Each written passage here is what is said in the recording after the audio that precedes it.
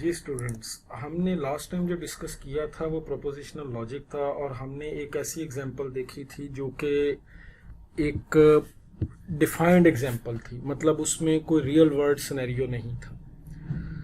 हमारे आज के लेक्चर में मैं आपको थोड़ा सा ये डिटेल बताने लगा हूँ कि ये जो प्रोपोजिशनल लॉजिक है ये रियल वर्ल्ड एग्जांपल के ऊपर कैसे काम करेगा। यहाँ पे मैं एक एग्जांपल आपके सामने यहाँ पे रिप्रेजेंट करूँगा, तो आप सिर्फ इस एग्जांपल को देखो और इसको अपने तौर पे सॉल्व भी करो।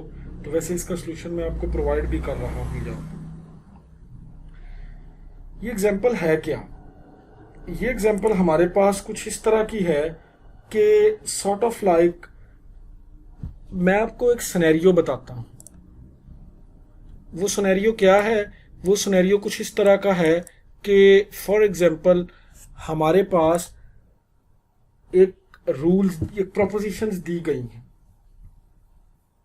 मतलब एक प्रोपोजिशन में कहता हूं it is not sunny this afternoon and this is colder than yesterday. मतलब हमारे पास नजर आ रहा है कि इन दो को हम लॉजिकल कनेक्टर से आपस में जोड़ सकते हैं, एक ये वाला और एक ये वाला। ये दो प्रोपोजिशन हैं। मसलन इट इज सनी आफ्टरनून और मैंने नॉट लगा दिया it is not sunny afternoon and this is colder than yesterday. ये दो एक तरह से प्रीमाइस हैं या एंटीसीडेंट्स हैं। we will go, and the second one is we will go for swimming only if it is sunny। अगर मैं इसको दूसरे अंदाज में कहूं तो ये कुछ इस तरह कहूंगा if it is sunny we will go for swimming। if it is sunny we will go for swimming मतलब ये एंटीसीडेंट और ये कॉन्सिक्वेंट। हम ये कह सकते हैं कि ये एंटीसीडेंट है और ये कॉन्सिक्वेंट है। और इसी तरह एक और प्रोपोजिशन है कि if we don't go for swimming then we will take a trip. मतलब कि अगर हम स्विमिंग के लिए नहीं जाते तो फिर हम ट्रिप पे जाएंगे। And if we take a trip then we will be home by sunset. और अगर हम ट्रिप पे जाते हैं तो हम सनसेट तक घर पहुंच जाएंगे। ये अब इतनी ज्यादा स्टेटमेंट्स या इतनी ज्यादा प्रोपोजिशंस हैं कि ये एक कॉम्प्लेक्स प्रोपोजिशंस बन रही है। तो इस पे काम करने के लिए मैं एक हाइपोथेसिस जो है वो यहाँ पे बनाऊंगा। ये तमाम दरअसल हाइपोथेसिस ही हैं और हमने करना क्या है, हमने ये शो करना है कि तमाम के तमाम हाइपोथेसिस हैं, इनको कंबाइन करते हुए हमने कंक्लूड करना है कि we will be home by sunset. मतलब हमने इसको, ये जो यहाँ पे लिखा हुआ है, हमने इसको प्रूव करना है। इसमें कुछ स्टेप्स हैं, वो तमाम के तमाम स्टेप्स मैं यहाँ पे लिखने जा रहा हूं, आप जस्ट उसको गौर से देखते जाओ। सबसे पहले हमें प्रोपोजिशंस को आइडेंटिफाई करना पड़ेगा कि कौन कौन सी प्रोपोजिशंस हैं। यहाँ पे जो हमारे पास प्रोपोजिशंस हैं वो हमारे पास, उनको हम रिप्रेजेंट करेंगे। मतलब पहले तो मैंने प्रोपोजिशंस सेपरेट कर ली। The first proposition was it is sunny this afternoon, कि आज दोपहर सनी है, मतलब आज दोपहर शाइनी है, मतलब सूरज निकला हुआ है। And second proposition is it is colder than yesterday, ये दूसरी प्रोपोजिशन मैंने कह दी। ये तमाम की तमाम प्रोपोजिशन, ये गिवन जो सेंटेंसेस, ये गिवन एक सिनेरियो है उसमें से मैंने निकाली। The third one is we will go for swimming, कि हम स्विमिंग के लिए जाएंगे। और फोर्थ वन मेरे पास आ गई कि we will take a trip, के हम एक ट्रिप के लिए जाएंगे। अभी मैंने वो इफ और नॉट और तमाम लॉजिकल कनेक्टर्स को अभी आपस में नहीं जोड़ा। मैंने तमाम लॉजिकल कनेक्टर्स के अलावा अपने तमाम की तमाम प्रोपोजिशंस को मैं लिख रहा हूं। और इसी तरह मेरी जो पांचवी प्रोपोजिशन है वो मैंने ड्रॉ की कि we will be home by sunset. देखो अब ये तमाम की तमाम प्रोपोजिशंस हमने एक जगह पे लिख ली हैं। जितने भी प्रोपोजिशंस हैं उनको मैंने सेपरेट सेपरेट लिख लिया। उसमें जितने भी इफ, देन, नॉट, सब कुछ मैंने अभी खत्म कर दिया। वो जब मैं दोबारा देखूंगा तो मैं एक कंप्लीट हाइपोथेसिस बनाऊंगा। So using the above proposition, draw the conclusion with the help of a rules of inference। मतलब हमने इन प्रोपोजिशंस को यूज करते हुए ड्रॉ करना है कंक्लूजन को। सो अब मैं इन प्रोपोजिशंस को लिखूंगा इन टर्म्स ऑफ सिंबल्स कि मैं इनको क्या क्या किन सिंबल से डिनोट करता हूं।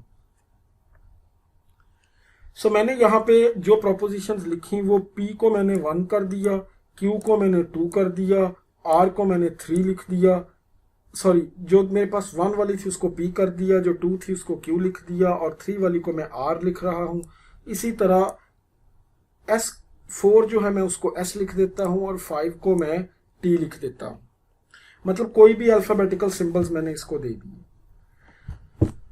अब इसमें से जो हमारे पास ऊपर सेंटेंसेस थे उन सेंटेंसेस को अगर देखा जाए तो मैं उन सेंटेंसेस को आप गौर से देखो और देखने के बाद हमने ये वाली कंक्लूजन सो मैंने यहाँ पे जितने भी मेरे पास हाइपोथेसिस बने वो ये वाले बन चुके हैं, उनको प्रॉपरली लॉजिकल कनेक्टिव्स के साथ मैंने जोड़ दिया, like this one, like this one. मतलब वो जितनी स्टेटमेंट्स हैं on the basis of these prepositional symbols मैंने उनको लॉजिकल कनेक्टिव्स के साथ जोड़ दिया। यहाँ पे एग्जांपल के तौर पे मैं फर्स्ट आपको दिखा भी देता हूँ। मैंने P को क्या डिनोट किया था, P मेरे पास था it is sunny this afternoon, और इसी तरह मेरे पास Q क्या था, Q मेरे पास था कि it is colder than yesterday. अब ये था क्या एक्चुअली, ये हमारे पास कुछ इस तरह था फर्स्ट वाला, it is not sunny this afternoon and it is colder than yesterday. मतलब इसको मैंने P कह दिया क्योंकि नॉट लगा हुआ है, मैं उसको नॉट कह देता हूं, और ये एंड के लिए मैं ये एंड सिंबल यूज करूंगा, और ये मेरे पास Q था। तो इन दोनों को मैंने इन लॉजिकल कनेक्टिव से जब जोड़ा तो मेरे पास ये चीज बन गई, नॉट P एंड Q। सो अगर आप बाकी भी सिंबल्स को देखो तो वो भी इसी तरह ही बनाए गए हैं, आप जाके उसको देख सकते हो और वेरीफाई कर सकते हो। हमने कंक्लूजन ये ड्रॉ करनी है कि T इज ट्रू। सो अब हम थर्ड स्टेप की बात करते हैं। थर्ड स्टेप हमें क्या करना है कि हमने रूल्स ऑफ इन्फेरेंस अप्लाई करने हैं, और अप्लाई करने के बाद ड्रॉ करनी है एक कंक्लूजन, और वो कंक्लूजन क्या है, ये वाली। किस चीज के ऊपर हमने रूल ऑफ इन्फेरेंस अप्लाई करना है, वो ये वाले सिंबल्स या ये वाले जो हमने हाइपोथेसिस बनाए। सो हम इसको स्टार्ट करते हैं।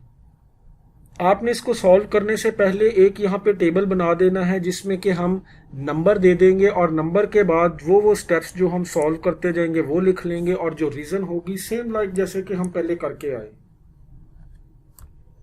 जैसे कि हम पहले करके आए। सो यहाँ पे जो मेरे पास फर्स्ट वाला रूल है, जो फर्स्ट मैंने अप्लाई किया, वो and not P and Q, मतलब ये गिवन हाइपोथेसिस है, ये हमने पहले भी किया है, ये गिवन है। नॉट, अगर मैं अब इस पे, अच्छा आप ये भी कर सकते हो कि तमाम के तमाम हाइपोथेसिस एक दफा लिख लो, और आप ये भी कर सकते हो कि एक हाइपोथेसिस लिखो और उस पर कोई ना कोई रूल अप्लाई कर दो on the basis of your analytical skills. So मैंने यहाँ पे हाइपोथेसिस ये मेरे पास दिया गया है, और इस पे मैंने एंड एलिमिनेशन अप्लाई कर दी। मतलब इस पे एंड एलिमिनेशन, अगर मैं एंड को खत्म करूं, ये भी ट्रू था, ये भी ट्रू था, तो इसमें से इट मींस कि ये वाला ट्रू मैंने लिख दिया, एंड को एलिमिनेट कर दिया। अब एक और हाइपोथेसिस गिवन है, R एम्प्लॉयज P, मतलब इफ R देन P।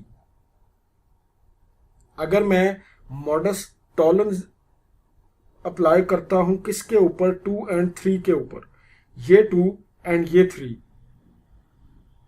अब याद करो मैंने आपको मॉडस टॉलर में बताया था कि अगर आपकी जो कंक्लूजन है, मतलब ये वाली जो कंक्लूजन है, इसको हम ये कह देते हैं कि इट इज नॉट ट्रू, इसको हम नॉट साबित कर लेते हैं, जो कि मैंने यहां पे कर भी दिया है, तो इट मींस कि जो उसका प्रीमाइज था वो भी नॉट ही हो जाएगा। ये मॉडस टॉलन का रूल है, और अगर आपको भी नहीं समझ तो आप इसको जाके एक दफा देख सकते हो। उस रूल को जरा मैं रिकमेंड करता हूं कि जाके आप पढ़ो। सो उसके अकॉर्डिंगली मैंने ये कर दिया कि इसको नॉट R लिख दिया, 2 और 3 पे जब मैंने मॉडस टॉलन अप्लाई किया।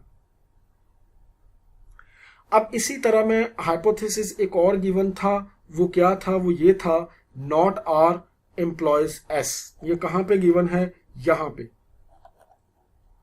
Not R implies S, if not R is true then S must be true.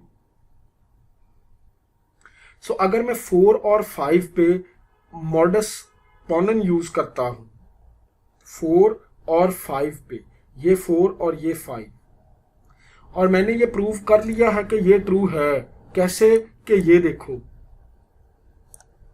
ये ट्रू है, ये मैं प्रूव कर चुका हूं, और अगर ये ट्रू है तो it means this is true.